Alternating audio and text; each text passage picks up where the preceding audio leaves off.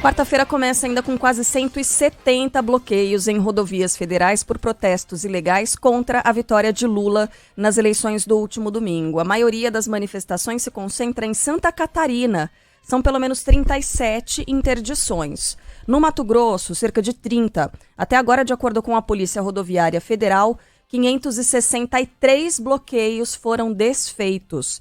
Ao longo da terça-feira, essas interdições, que a gente não pode chamar de paralisação, de greve, tem gente classificando disso por aí, né? E a greve. Não é greve de nada, gente, é interdição mesmo, é bloqueio, feitas por apoiadores de Jair Bolsonaro, afetaram os serviços de saúde, prejudicaram pacientes em estado grave, causaram um desabastecimento em algumas regiões do país e impediram entrega de mercadorias. Por isso a gente aciona agora a reportagem do Rio de Janeiro. A Luana Bernardes está por aqui para trazer essas atualizações para a gente. Bom dia, Luana. Oi, bom dia, Carla, Sheila e Megali. Esses bloqueios ilegais e antidemocráticos geram transtornos e provocam já desabastecimento em algumas partes do país. Atualmente, agora nesse momento, segundo a PRF, são 17 unidades federativas com bloqueios ou interdições, como você disse. A principal ocorre em Santa Catarina, que tem 37 bloqueios, segundo a Polícia Rodoviária Federal. E aí a gente vê as histórias de pessoas que são impactadas aí por esses bloqueios, né? No Rio Grande do Sul, o ouvinte da Band News FM, Everton Forte, enfrentou dificuldades para visitar a mãe, que está internada por causa desses bloqueios. Voltei em Capão da Canoa e eu tô tentando ir lá no feriado e meus primos que moram ali em Morro Alto, Maquiné, disseram pra não vir porque eles estão trancando tudo pra ninguém passar, entendeu? Então tá complicado, né, cara? A gente tá tentando se deslocar e impedindo o direito de ir e vir das pessoas. Aqui no Rio de Janeiro, o ouvinte Nilson Tovar teve que interromper a viagem por causa dos bloqueios aqui no Rio de Janeiro. Ontem, devido às manifestações, eu acabei dormindo num hotel no Rio, saí do Rio às 3h50 da manhã, sentido Arraial do Cabo. Até agora a viagem tranquila, passei já por Manilha, não vi nada. Aqui no Rio de Janeiro, segundo a PRF, nesse momento não temos interdições ou bloqueios em estradas e rodovias que cortam o estado do Rio, né? A gente teve a participação de alguns ouvintes mais cedo que relataram aí essa desmobilização, principalmente na rodovia Presidente Dutra, que foi o local que concentrou o principal bloqueio aqui no Rio de Janeiro, no trecho de Barra Mansa, no sul do estado. Alguns ouvintes relataram que não viram mais bloqueios realmente hoje de manhã, mas muita sujeira na região, na rodovia. E ainda há muitas preocupações, né, diante desses bloqueios. De acordo com a Associação Brasileira de Centro de Diálise e Transplante, esses bloqueios podem causar riscos ao tratamento de pacientes em diálise. Segundo a associação, em algumas clínicas, os estoques de insumos e medicamentos para realizar o tratamento de pacientes renais já começou a ficar em estado crítico, né? O presidente da Associação Médico Nefrologista Youssef Ali Meri Júnior mostrou preocupação com essa situação. Todo o sistema de diálise no Brasil todo depende exclusivamente do transporte, seja os transportes de pacientes, seja o transporte dos insumos para que a gente possa fazer diálise. Então, nesse momento, nós estamos muito apreensivos porque existem inúmeros pontos de paralisação que pode prejudicar e muito a vida de quem precisa de fazer hemodiálise.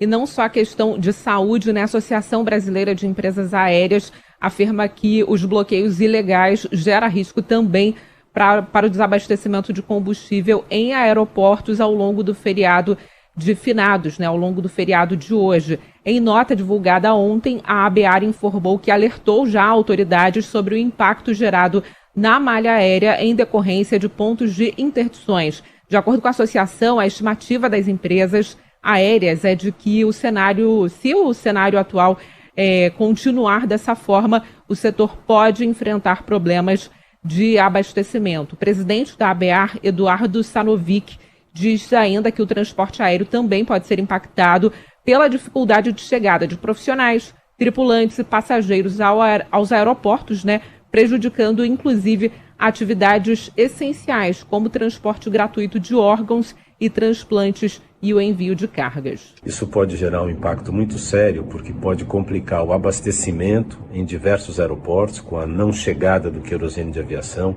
está impedindo a chegada de nossos tripulantes, pilotos e comissários aos aeroportos e impactando passageiros. Em relação aos supermercados de pelo menos 8 unidades federativas já enfrentam problemas com abastecimento por causa dos bloqueios ilegais. Aqui no Rio de Janeiro, algumas pessoas já relataram o encarecimento de alguns produtos na central de abastecimento que fica na Penha, na zona norte do Rio de Janeiro, e já há relatos de falta de produtos em alguns estabelecimentos comerciais.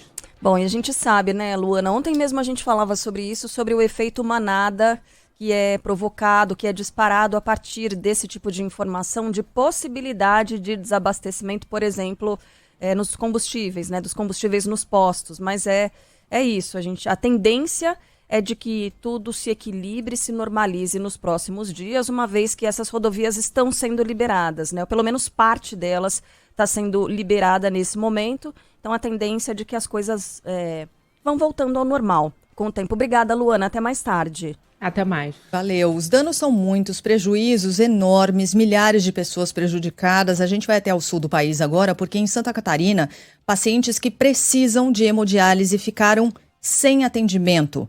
Os detalhes chegam agora com Jean Costa. A paralisação das estradas impactou no atendimento hospitalar de Santa Catarina. Cirurgias foram canceladas porque profissionais ou pacientes não conseguiram chegar para realizar os procedimentos. O mesmo ocorreu com consultas. O secretário da Saúde catarinense, Aldo Batista Neto, relatou muita preocupação com o atendimento médico de pessoas que precisam passar por tratamentos específicos para sobreviver. Por isso eu peço o apoio de todas as pessoas que estão envolvidas nesse movimento e tenham muita cautela e muita atenção, envolvendo os pacientes hemofílicos. Lembrando que nós temos pessoas que viajam de uma cidade para outra para realizar tratamento de hemodiálise e isso é crucial para a vida das pessoas. Também há dificuldades na distribuição de vacinas e medicamentos, já que os veículos de transporte não estão conseguindo chegar ao destino. Até o momento, Santa Catarina tem 38 rodovias federais afetadas por bloqueios. Peraí, onde estamos, hein? Estamos aqui. Falar algumas palavras antes do presidente. Não, mas a gente ainda tem muitos efeitos então, ainda para falar, vamos sabe? seguir aí com os prejuízos, com os absurdos decorrentes desse movimento. Ontem, a Associação Brasileira da Indústria Química alertou para o risco de faltar em clínicas e hospitais o oxigênio líquido medicinal, fundamental para a preservação da vida de quem lida com crise respiratória ou está com quadro crítico em UTIs e CTIs. Segundo o presidente da Abraquim, todas as medidas foram tomadas para garantir que as cargas sejam entregues. Entramos em contato especialmente com o governo federal, com a Polícia Rodoviária Federal, para que houvesse então um desbloqueio dessas estradas, para que essas carretas com produtos químicos e especialmente com oxigênio possam chegar ao seu destino final, para que evite qualquer risco a vidas humanas. As interdições nas estradas também ameaçaram a produção de vacinas. Em São Paulo, uma carga com 520 mil ovos usados na produção de doses da H3N2 chegou ao Instituto Butantan com mais de 8 horas de atraso. Os caminhões ficaram presos na paralisação perto de Jundiaí, a cerca de 60 quilômetros da capital, e só foram liberados depois de o Butantan acionar a Secretaria de Segurança Pública de São Paulo e pedir apoio. Segundo o Butantan, a produção poderia ter sido impactada, causando um prejuízo de 1,5 milhão de doses de vacina contra a gripe. Bom, e a gente falou sobre essa interdição, essas interdições não serem exatamente uma greve, uma paralisação. A gente recebeu uma mensagem aqui, eu vou registrar o texto do nosso ouvinte, não vou citar o nome dele, mas ele é motorista carreteiro. Diz: bom dia, Carla, Sheila, Megali, eu quero pedir a ajuda de vocês, porque eu venho enfrentando manifestações antidemocráticas e sendo obrigado a parar contra a minha vontade. Tanto em Itumbiara, Aparecida de Goiânia, tudo no estado de Goiás, tá? Acreúna, Rio Verde e aqui onde estou, em Jataí. Em todas essas barreiras, a Polícia Rodoviária Federal está apenas parada, sem tomar as devidas ações para liberar a rodovia. Eles, pelo menos aqui na região de Goiás, eu não vi essa ação Como disse ontem em comunicado, o porta-voz da Polícia Rodoviária Federal, aliás, até conversou com a gente aqui ao vivo na Band News, e o superintendente: estou há 3 dias sem tomar banho. Digo a vocês que não somos nós caminhoneiros que estamos nos manifestando, e sim é uma minoria de manifestantes que está sendo bancado, sabe-se lá por quem, né? Não é a população da região, não. Nós estamos sendo usados para esses atos. Por favor, divulguem. E sendo coagidos, né, pelo que ele fala. Exatamente. Sendo coagidos. Ó, vocês estão parados aqui com as viaturas, os agentes, não quer saber se a gente quer ou não ficar parado. Eu só peço a ajuda de vocês. Por favor, não divulguem o meu nome no ar, é o que ele diz, para que eu não sofra represálias. E se coloca à disposição aqui para conversar com a gente, explicar um pouco mais da condição dele, da situação dele. Um trabalhador que já enfrenta condições muito complicadas todos os dias na vida dele, né, nas estradas pelo país. Está 3 dias sem tomar banho. Ainda bem que, muito provavelmente, ele tem aquela cozinha ali que consegue fazer uma refeição, né? Normalmente eles carregam botijão de gás, panela e tudo mais. Então, para se alimentar, isso deve estar dando para fazer. Mas sem tomar banho, sem descansar, sem ter aquela pausa que é necessária para que ele faça bem o trabalho dele, e está super inseguro. Então é isso. Isso é muito importante a gente dizer. Não são caminhoneiros, a gente não pode associar isso exclusivamente aos caminhoneiros. E também fica mais uma vez aqui a fala que ontem a gente, inclusive, tentou conversar sobre isso com o chefe da comunicação da Polícia Rodoviária Federal, da postura de alguns agentes, que estão ali, parece que para dar volume a essas barreiras, né, essas barricadas. Bom, ao todo, depois da decisão do ministro Alexandre de Moraes, do Supremo Tribunal Federal, pelo menos 17 governadores ordenaram o uso da Polícia Militar para desbloquear as rodovias. Em algumas regiões do Brasil, filas se formaram em postos de combustíveis.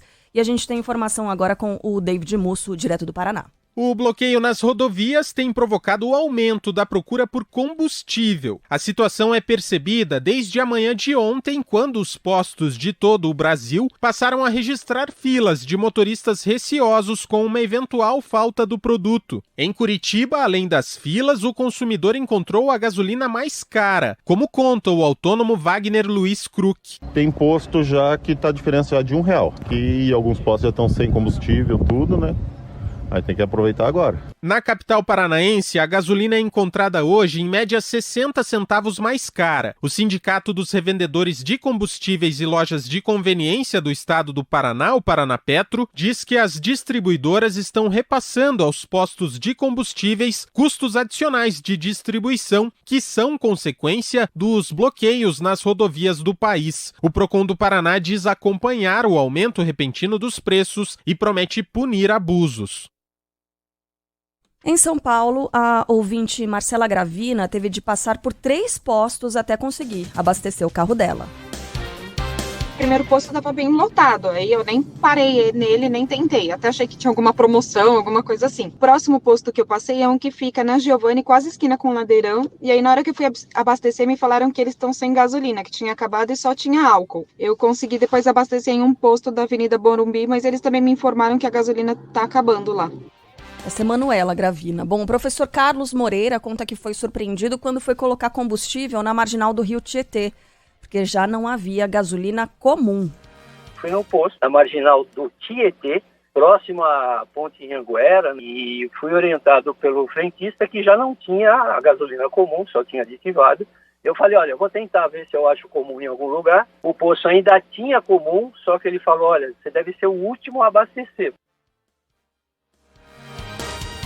Em Santa Catarina, muitos postos estão sem combustíveis, segundo o nosso ouvinte Jaque Alves. Fui abastecer num posto aqui em Santa Catarina, região sul. Infelizmente o posto até estava aberto, tinha um pouco de diesel, mas gasolina não tinha nada. Então a gente já está começando a sentir realmente muitos problemas aqui na região sul, porque a região de Bituba está trancada, a região de Araranguá está trancada, quer dizer, a BR está vazia, não tem ninguém trafegando, muito poucos veículos, e a gente já começa a sentir aí os problemas, né? Então a tendência de que as coisas voltem à normalidade, nem devagar, né? Isso vai acontecer rapidamente, porque as pessoas estão se dando conta, os bloqueios estão diminuindo, o efeito manada também vai parar, hoje é feriado, o abastecimento vai voltar ao normal, então calma, que que vai dar tudo certo. Onde há bloqueios é aquela mesma coisa de ontem, são pequenos grupos, mas ainda provocando estragos no trânsito, na circulação das pessoas. No estado de São Paulo ainda há interdições, bloqueios ilegais. Na Castelo Branco, região de Barueri, crianças chegaram a ser usadas como escudo humano por esses manifestantes. Algumas estavam enroladas em bandeiras do Brasil, seguravam cartazes pedindo intervenção federal. A Elaine Freire está aqui no estúdio. Mais cedo, Elaine, além desse registro aí que é assustador de crianças sendo usadas como escudo humano por esses manifestantes, mas também de gente fechando a Castelo Branco, jogando bola, né? Bom dia pra você. É isso, a criançada deve estar dormindo, né? Que é o direito delas hoje. E aí o pessoal hoje resolveu jogar bola ali. Umas 20 pessoas jogando um futebolzinho ali, só uma faixa liberada. Né? Aí o pessoal ali pra matar o tempo, né? Ontem a gente teve em São Paulo também, na marginal do Rio Tietê, uma via importante expressa na capital, o pessoal fazendo churrasco. Então os manifestantes tentando matar o tempo, né? Não estão fazendo nada, então, além de prejudicar o ir e vir das pessoas, o pessoal jogando bola na Castelo, e ontem até churrasco a gente acompanhou também aqui, afetando uma via importantíssima. E os caras grossos, hein? Não é por nada não, mas os caras não conseguem completar 3 altinhas, Helene. Tanto é que jogaram pouco tempo ali, né? Não durou muito, não. Desistiram, estavam cansados. Mas que disfarçatez, hein, gente? Maltratando a gorduchinha, além de maltratar a população, maltratando a bola. E assim, a gente permanece com esse bloqueio total na Castelo, que é o ponto mais crítico agora no estado de São Paulo. Um balanço divulgado há pouco pela Polícia Militar, são 21 trechos de rodovias totalmente interditados no estado de São Paulo. Ainda tem 138 trechos onde a liberação é parcial, o cenário mais crítico da Castelo.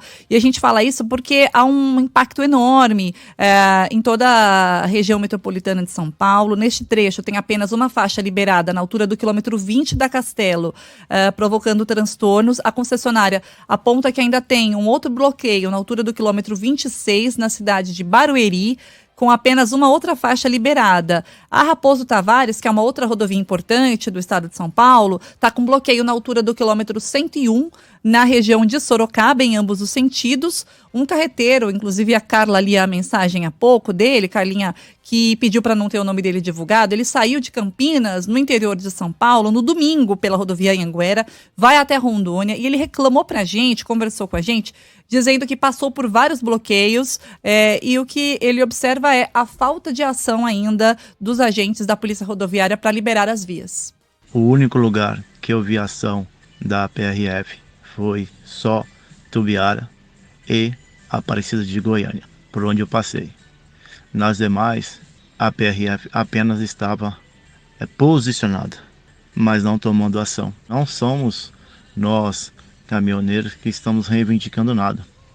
São grupos de pessoas que não sabemos se são a mando de alguém. Certo é que, se a gente tenta passar, eles nos mandam retornar. Deixa eu aproveitar e ler mais uma mensagem. Também não vou trazer o nome aqui dessa pessoa, vou dizer que o final do telefone dele é 23 e o DDD é de Minas Gerais. E ele está dizendo: Carla, bom dia. Tô parado aqui na Dutra, São José dos Campos, desde segunda-feira à noite, comendo pão, bebendo guaraná, sem banho, fazendo xixi e outras necessidades na beira da rodovia, passando um aperto danado aqui. E não somos nós, motoristas, que estamos fazendo essa manifestação. É muito importante trazer esse destaque que ele coloca na mensagem dele. E diz o seguinte: olha, tem muita gente morador de região de classe alta, de zona nobre, que está parando esses veículos, que vem aqui, olha só o que ele diz, vem aqui trazer pão pra gente, eles param carrões, e ele coloca uma marca que é BMW, parando, eles ficam se revezando, tratando a gente igual bicho. Chega esse carrão, joga pão, a gente vai lá e come, e eles vão embora. É uma falta de respeito danada. Canalhas. Ajuda a gente, por favor, eu quero ir embora pra minha casa, ele tá dizendo. E tá frio, gente, demais. Tiranetes, vagabundos, pensam que são quem para tratar as pessoas dessa maneira? Bom, a gente vai chegar lá. Que mais, Elaine? A Dutra, que é onde está esse nosso ouvinte, tem agora pelo menos 5 pontos bloqueados. No quilômetro 130 em Caçapava, no 149 em São José dos Campos, em Jacareí em 2 pontos, no 159 e no 161. Então ainda há vários reflexos também na Dutra. Caminho para quem vai para o aeroporto. Muita gente ainda pergunta, né? Poxa, como é que tá o impacto, né? Ontem na rodovia Hélio Schmidt, a gente estava com aquele super bloqueio. Hoje o grupo está no acostamento. Então eles estão lá protestando, sim. São 15 gatos pingados ali, né, no acostamento, bem pertinho da ponte do Parque Secap. Uma outra preocupação no dia de hoje, né, a CEAGESP, a Companhia de Entrepostos e Armazéns Gerais de São Paulo, registrou queda no movimento de 17%, no maior entreposto da América Latina, mas descartou risco de desabastecimento de alimentos. Mas os funcionários da companhia já têm observado, sim, uma preocupação, uma falta de itens como frutas, legumes, hortaliças, principalmente. A permissionária Sandra Aquina, nossa ouvinte, mandou mensagem bem cedinho para cá, falando, olha, estou com dificuldades para receber alguns itens, como cebola, batata, por causa dos protestos. Eu trabalho aqui no CEAGESP, no setor de batata, e desde ontem a gente não tem mercadoria chegando, tá? Hoje a gente conseguiu com que um caminhão chegasse aqui, de cebola, na verdade, mas batata não tá chegando aqui no setor, tá? Então a informação de desabastecimento, pode ser que os setores de frutas e legumes devem estar conseguindo chegar, mas aqui na batata tá bem difícil. Outro questionamento muito comum é sobre a Regis Bittencourt, né? Importante ligação entre as regiões sul e sudeste, está com um bloqueio no estado do Paraná agora. Então, pelo menos na região metropolitana de São Paulo, que ontem a gente estava enfrentando várias dificuldades, já foi liberado. Fernão Dias sem bloqueios agora. Valeu, Elaine, obrigada. E a gente estava falando de gente sendo coagida nas estradas por esses apoiadores de Bolsonaro que não aceitam o resultado da eleição. E aí, agora há pouquinho, a gente recebeu mensagem do Cássio Rezende. Ele escreveu, é curioso, né? Porque eles fazem coação com um trabalhador, caminhoneiro que está tentando passar, mas a torcida do Galo eles não pararam, né? Quero ver coagir uma torcida inteira. Pois é, porque em Minas Gerais, na Fernão Dias, ou melhor, o que a gente viu acontecer foi isso ontem. A torcida do Galo, do Atlético Mineiro, furou o bloqueio, né? Fernão Dias, principal ligação entre São Paulo e Minas. A torcida furou o bloqueio e liberou a rodovia. Vamos acompanhar nesse vídeo. Tropa do Fura Bloqueio tá na pista, hein? Onde tiver bloqueio, os Cuca vai passar passando, hein? A direção é uma só, tem bloqueio pros galocura não, nós vamos ver o Galo, independente de qualquer coisa, filho. Tropa do Fura Bloqueio. Aí, rapaziada, pega a visão como é que a tropa do Fura Bloqueio tá. Dá ideia de hoje aqui. Tem dessa de Bolsonaro ou Lula não, só. Nós é Galo, só. Nós quer ver o Galo. Quem tá vacaiando, quem roubou, deixou de roubar. Nós vai ver o Galo, se tiver bloqueio, nós vai furar e daqui é naipão. Bem, em São Paulo... tem mais ainda. Pode tirar. Tira essa p***, só. Isso aí tá mostrando agora o pessoal da torcida. Palhaçada aqui não, liberando a rodovia, né? Tirando pneu queimado ali do meio da rodovia, pulando guarda-reio e tudo, né? Pneu em chamas, eles estão apagando o fogo ali. Tá aí, ó.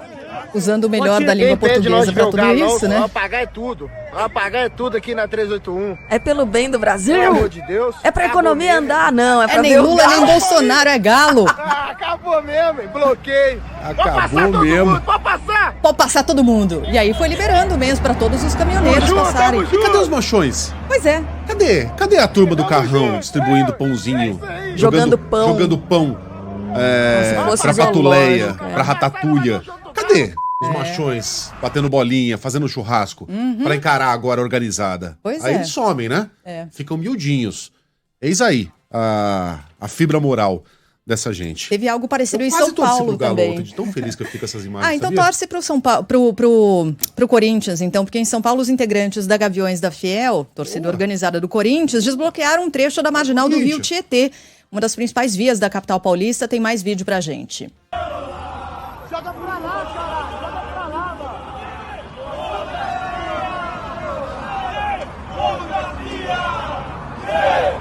Falhou, cara.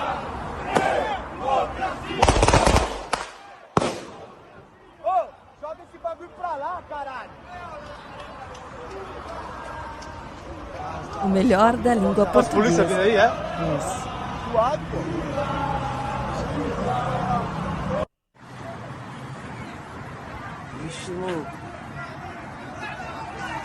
A gente está vendo uma concentração ali de torcedores do Corinthians. As imagens são menos nítidas do que aquelas do Galo, né? Mas são torcedores que estavam ali na marginal do Rio Tietê, queriam passar E assim como torcedores do Galo, só que isso já à noite, né? Eles começaram a correr ali para tentar fazer com que todo mundo passasse pela marginal, liberando a marginal do Rio Tietê. E aí alguns desses eleitores aí que não aceitam o resultado das eleições ficaram com medo, né, dessa ação. Teve gente que largou moto para trás com chave no contato e tudo, né? Tem registro disso, inclusive, de um desses integrantes aí da Gaviões dizendo, olha, ele deixou a moto para trás. Não veio dizer que a gente roubou nada não, porque tá aqui, mostrou, registrou tudo, filmou e exibiu essas imagens de medo, porque tinha uma bandeira do Brasil fincada na moto ali e o cara falou, cadê a coragem, né, Megali? Cadê nesse o machão? momento? Bom, por falar em mineiros... Em Minas, os protestos ilegais começaram a causar desabastecimento em supermercados. Jader Xavier. Os supermercados já sentem um reflexo dos bloqueios em centenas de estradas pelo país. Minas Gerais aparece como um dos estados mais afetados, além de São Paulo, Santa Catarina, Mato Grosso do Sul, Pará, Rio de Janeiro e também o Distrito Federal. Mais de 70% das lojas nessas regiões enfrentam problemas de abastecimento, segundo o vice-presidente da Associação Brasileira de Supermercados, Márcio Milan. Normalmente, na segunda e terça-feira, são dias em que o supermercado ele acaba fazendo a reposição dos produtos, recebendo os produtos, e foi exatamente nesse momento em que começou a ter paralisações. De acordo com a associação, os produtos que enfrentam maiores dificuldades de abastecimento são as frutas, legumes, verduras e carnes. E as viagens rodoviárias também foram suspensas em parte do Brasil. Lembrando que hoje é feriado, né? Tem muita gente que pega a estrada para visitar parente no interior, de repente de uma capital, ou então emendou o feriado e hoje vai voltar, né, para suas regiões. E a gente tem ainda viagens suspensas. A Luciana Viana vai trazer informação diretamente de Minas Gerais, também de Minas, né? Fala, Lu. Viagens são remarcadas na rodoviária de Belo Horizonte em decorrência dos bloqueios de rodovias, como o protesto de caminhoneiros, apoiadores do presidente Jair Bolsonaro, após o resultado das eleições no último domingo. Passageiros tiveram atrasos e cancelamentos de embarques de viagens na rodoviária de Belo Horizonte. Viagens com destino, por exemplo, a São Paulo e Rio de Janeiro, foram suspensas nesta terça-feira. A dona de casa, Janair Lima, que iria para Goiânia, precisou ficar por horas na rodoviária da capital mineira. Vou passar o dia todinho aqui, porque não tem outro ônibus, a não ser esse para ir para Goiânia, e não tem para lugar aí, é ficar o dia todo aqui esperando. Como é que a gente faz? É esperar, fazer o quê, né? A administração do terminal pede para que o passageiro, antes de sair de casa, confira junto à empresa de ônibus se a passagem está suspensa ou não. Nos terminais rodoviários de São Paulo, os bloqueios ilegais provocaram um cancelamento de pelo menos, ouça só, 880 viagens entre chegadas e partidas, e a gente sabe que as condições ali na rodoviária do Tietê para abrigar, né, essas pessoas que passaram horas, mais de 24 horas aguardando para conseguir embarcar novamente, as condições não são as melhores. A pessoa fica no chão, muitas vezes, não estou dizendo que a rodoviária não é limpa e não tenha funcionários da limpeza, mas não é o ambiente mais limpo e higiênico, por exemplo, para você se esticar em algum lugar e tirar um cochilo. E tá frio, né, gente? Tá As pessoas estão expostas ali, né? Muita gente passando, não é um ambiente seguro para você dar uma relaxada, né? Esquecer um pouco da situação, não dá. Você tem que ficar atento o tempo inteiro. Que situação. O porta-voz da Federação dos Caminhoneiros Autônomos de Cargas em Geral do Estado de São Paulo, Everaldo Bastos, afirmou à Band News FM que estão usando os caminhoneiros como bode expiatório.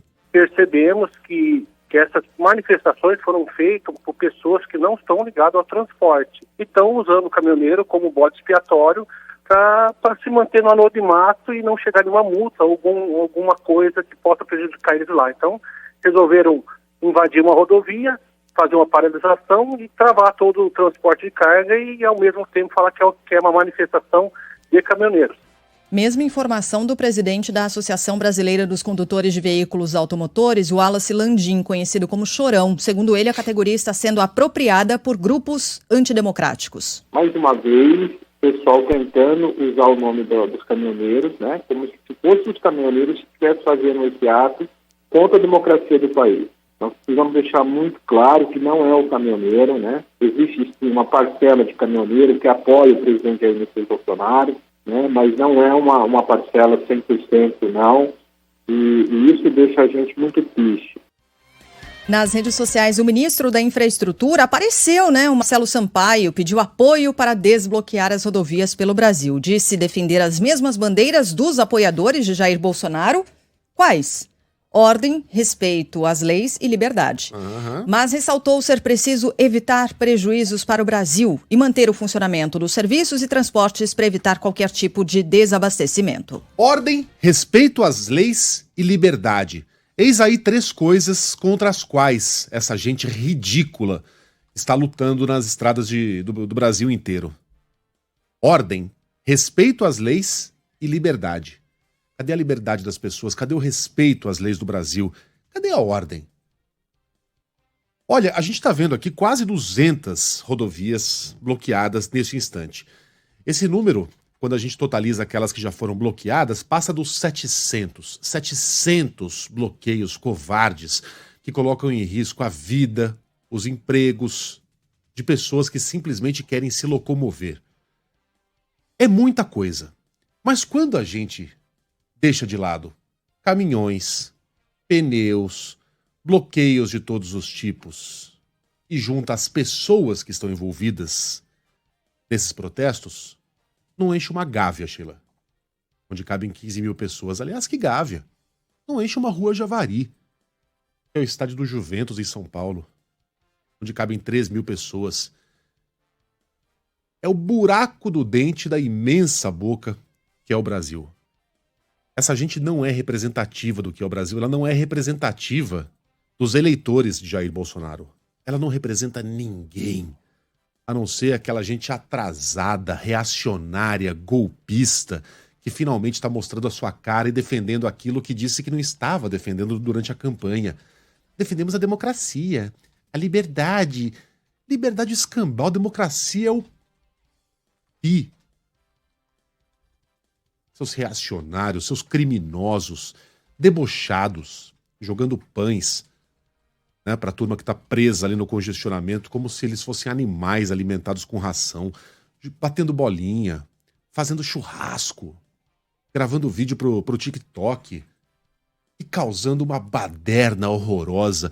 Lembra daquele papo, Sheila? De que não, o nosso lado, as manifestações são pacíficas, família, você não vê uma lixeira quebrada. Isso é um marketing do pacifismo. Claro, era fácil, né?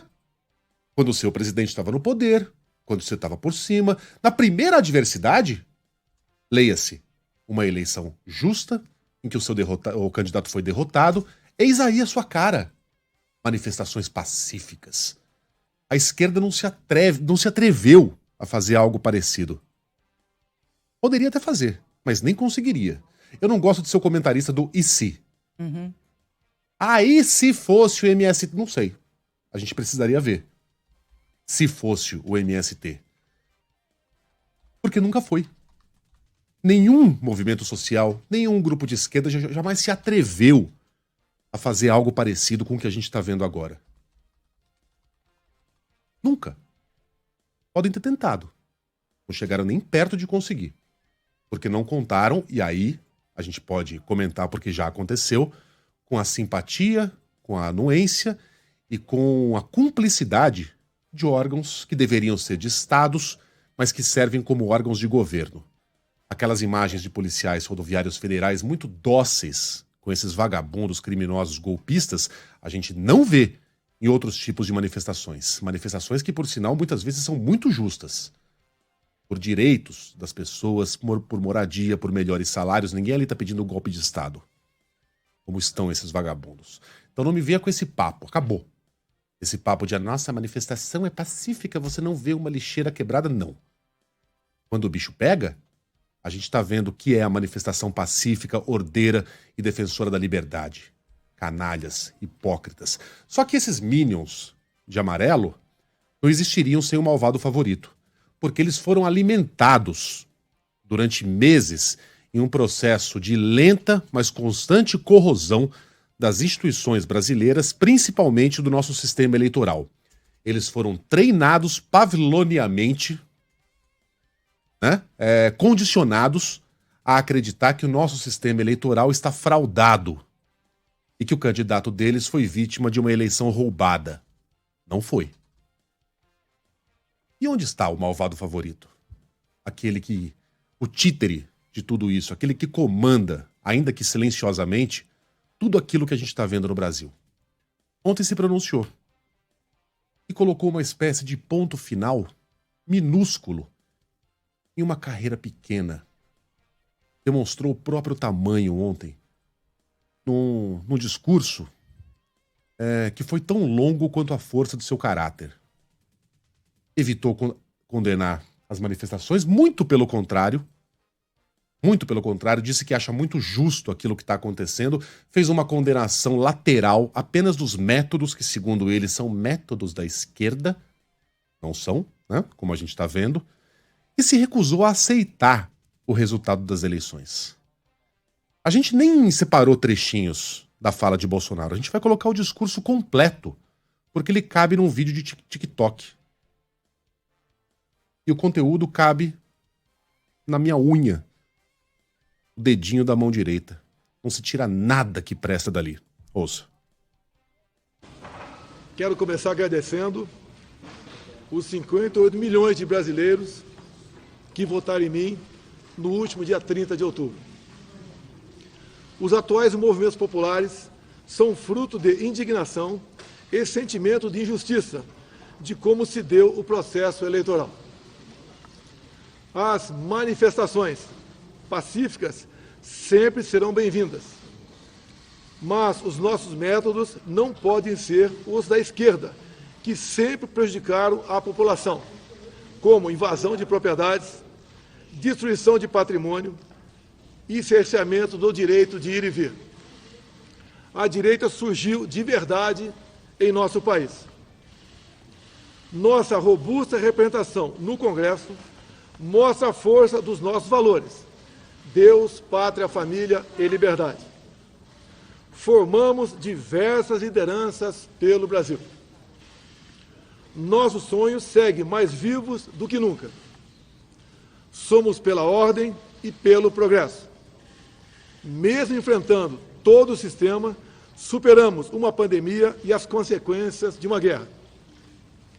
Sempre fui rotulado como antidemocrático e, ao contrário dos meus acusadores, sempre joguei dentro das 4 linhas da Constituição. Nunca falei em controlar ou censurar a mídia e as redes sociais. Enquanto presidente da República e cidadão, continuarei cumprindo todos os mandamentos da nossa Constituição. É uma honra ser o líder de milhões de brasileiros que, como eu, defendem a liberdade econômica, a liberdade religiosa, a liberdade de opinião, a honestidade e as cores verde e amarela da nossa bandeira. Muito obrigado. Vocês ouviram bem, né? Essas foram todas as palavras ditas pelo presidente da República ontem.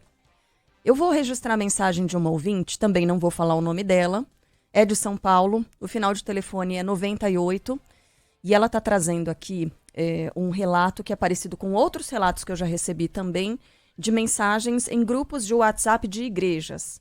Tem mensagem de convocação para que hoje pessoas se coloquem em frente a quartéis do Exército em todo o país.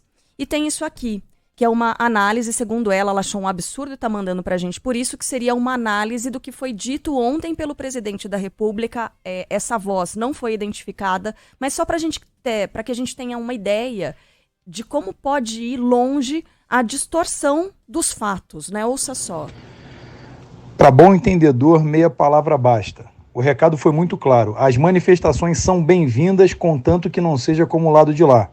Sem depredação, sem proibir o direito de ir e vir, manifestações pacíficas, mas que as ruas estejam como um oceano de gente, de verde e amarelo. Saiam às ruas. Esse recado é muito claro. No final ele diz: é uma honra ser o líder dessa nação. Juntem as peças e lotem as ruas. Não pensem uma vez. Foram no 7 de setembro, foram em outros feriados, foram por outros motivos. Agora vão de verdade para salvar a nação. Entendam o recado do presidente. Vocês ouviram isso, gente? Vocês ouviram a mesma coisa que eu ouvi? É a mesma coisa que essa pessoa ouviu e está dizendo? Primeiro que ele não cita, ele tá citando um trecho que não foi dito. Não, mas quando... Eu achei interessante colocar imediatamente depois, porque não foi isso que ele disse. Foi sim, Carla. Foi exatamente isso que ele disse. Quando você não preenche as lacunas, o interlocutor se encarrega de preenchê-las.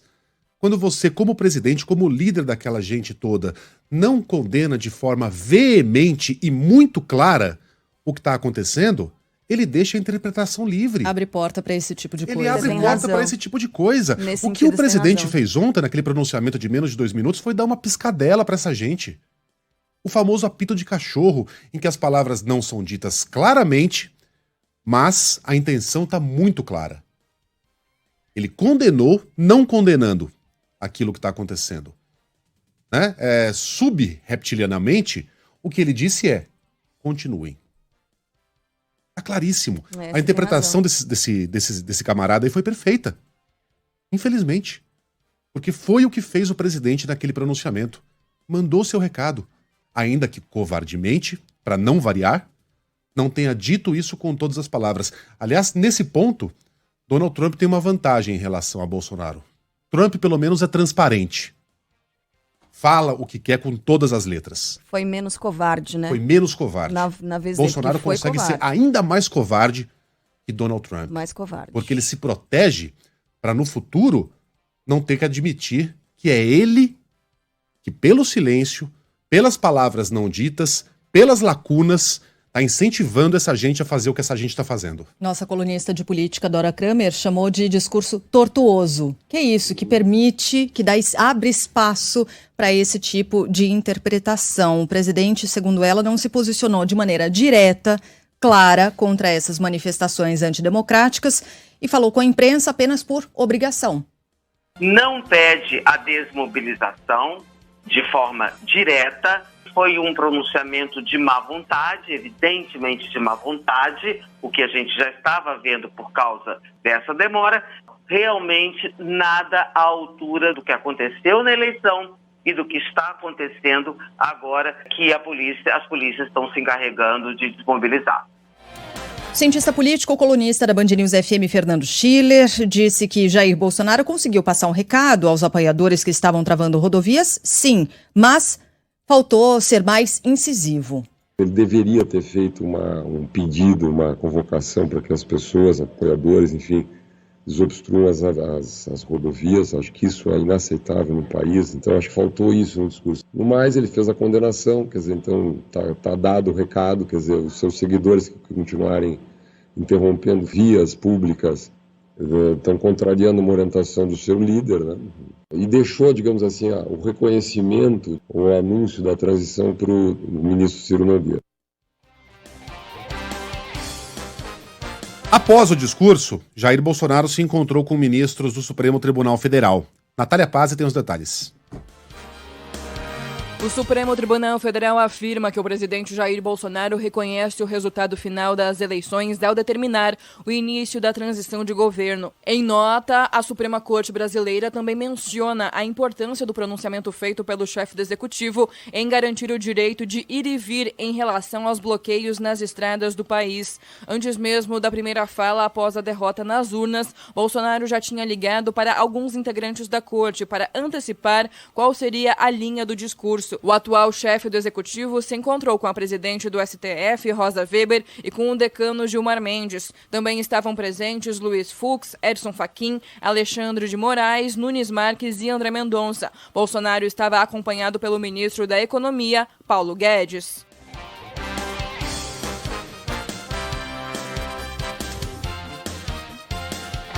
Na saída, Edson Fachin disse que Jair Bolsonaro utilizou o verbo acabou ao se referir à eleição. O presidente da República utilizou o verbo acabar no passado. Ele disse acabou. Portanto, olhar para frente.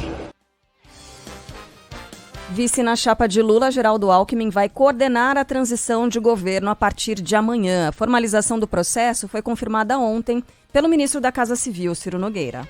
O presidente Jair Messias Bolsonaro me autorizou, quando for provocado, com base na lei, nós iniciaremos o processo de transição.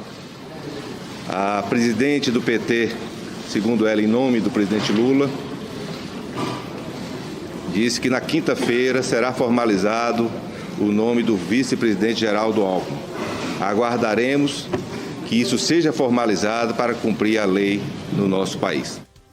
A gente tem mais informações sobre essa transição. Chegando de Brasília agora, fala aí, João Pedro Melo. Mesmo sem ter sido iniciada oficialmente, os primeiros movimentos da transição de governo já começaram nos bastidores da capital federal.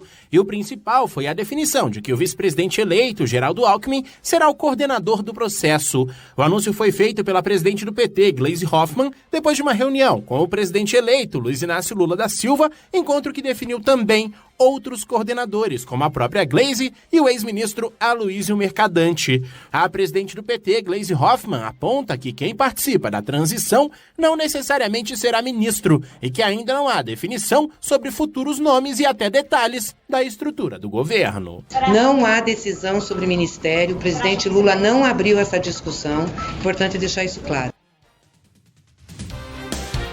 Na internet, o vice-presidente eleito Geraldo Alckmin agradeceu a confiança de Lula para a missão de coordenar a transição. Ele vai ocupar o cargo de ministro extraordinário até 31 de janeiro. Pedidos de informações serão dirigidos por Alckmin a Ciro Nogueira. Os dados deverão ser repassados em, no máximo, 15 dias. A equipe de transição não pode ter acesso a processos sob segredo de Estado ou sigilos bancário, fiscal e de justiça. As regras foram definidas em lei por Fernando Henrique Cardoso em 2002, numa transição considerada modelo. Todas as passagens de governo desde então foram norteadas por essa mesma legislação. Nesta terça-feira, a Confederação da Agricultura e Pecuária, que apoiou Jair Bolsonaro, disse que aceita com naturalidade o resultado das eleições e que está pronta para o diálogo e cooperação com o governo eleito pela maioria. O setor, que representa 1/3 do PIB, mais da metade das exportações do país, cobrou segurança jurídica para o produtor contra invasões de terra. A CNA defendeu ainda um ambiente sem taxação e sem regulação estatal excessiva. Destaques internacionais. Urnas fechadas em Israel depois da 5ª eleição em 4 anos. Fala aí, Thiago Muniz. O ex-primeiro-ministro de Israel, Benjamin Netanyahu, é o favorito para assumir o cargo mais uma vez. Pesquisas de boca de urna colocam a coalizão liderada pelo veterano com uma pequena maioria no parlamento. O resultado faria com que o líder do partido Likud retornasse 1 ano depois de perder a chefia de governo. Netanyahu, de 73 anos, é uma das figuras mais controversas da política israelense. O atual primeiro-ministro, Yair Lapid, que tenta a recondução, diz que nada está decidido. Bom, no Campeonato Brasileiro, ontem teve jogo do São Paulo contra o Atlético Mineiro. A torcida do Galo, que desbloqueou a rodovia, foi lá e viu o Atlético arrancar um belo empate contra o Tricolor e se manter dentro do G8 do Campeonato Brasileiro. No São Paulo a coisa fica um pouquinho mais complicada. E hoje tem Palmeiras e Fortaleza, provavelmente com o Verdão levantando a taça em frente à sua torcida. Vamos lá para o Milton Neves?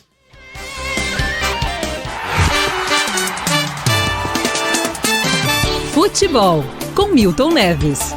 Oferecimento Casa do Construtor. Aluguel de equipamentos. Ligue 0800 200 0217. Sicredi. Conheça a primeira instituição financeira cooperativa do Brasil. Sicredi. Gente que coopera, cresce. E bet7.com. É pé quente? Acesse bet7.com e siga seu instinto.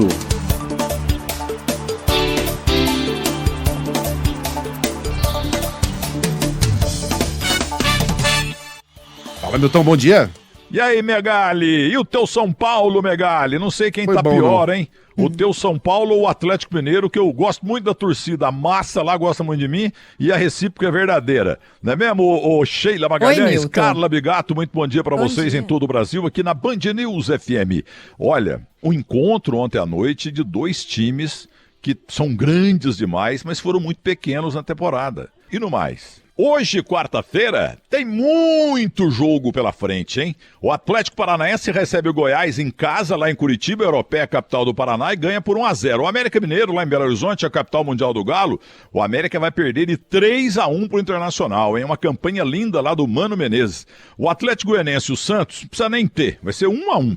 E o Avaí, em casa, perde do Red Bull Bragantino por 1-0. E o Juventude, rebaixadíssimo, coitado, lá na Serra Gaúcha, vai receber o Curitiba Curitiba e o Coxa tem que ganhar ou vencer. Então Galo 2, ou melhor, Curitiba 2-1.